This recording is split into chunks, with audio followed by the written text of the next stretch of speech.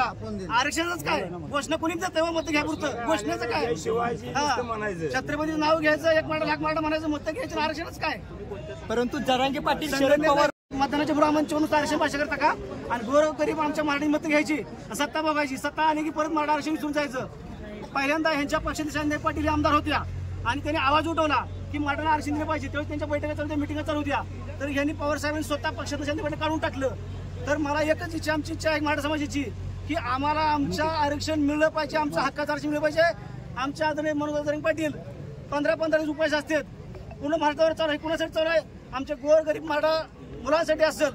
आज तुम्ही बघता मराठा मुलांची काय परिस्थिती साहेब शिपाई सुद्धा आमची मुलं आहेत का आरक्षण नाही म्हणून शिक्षणाची परिस्थिती नाही का तर गरीब परिस्थिती गरीब आहे ना कॉलेजला गेला ऍडमिशनला पैसे नाहीत। तर आमची एकच इच्छा आहे की आम्हाला आरक्षण मिळलं पाहिजे आणि ते तुम्ही दिलं पाहिजे। आम्ही तुम्हाला आज आता या क्षणाला तुमची भूमिका काय होती आम्ही एकच विचारणी केली की साहेब तुमच्या पक्षाची भूमिका आहे मराठा समाजाला आरक्षण देण्याची भूमिका तुमची काय स्पष्ट आम्हाला सांगा होय का नाही एवढं सांगितलं विचारलं त्यांनी काय उत्तर दिलं ते गोड बोलून फक्त पुढे जातात मत घ्यायचे त्यांच्या डोक्यात आहे दुसरा काही विषय नाही। आम्ही दिले त्यांनी दिले नाही मी दिले एक दिले असेल पण काय दिले ते काय पहिल्यापासून स्टेजवर एक लाख मराठा आरक्षणाच काय घोषणा कोणी तेव्हा मत घ्या पुरतं घोषणेचं काय छत्रपतीचं नाव घ्यायचं एक मराठा लाख मराठा म्हणायचं मत घ्यायचं आरक्षणच काय। परंतु जरांगे पाटील शरद पवार बद्दल काय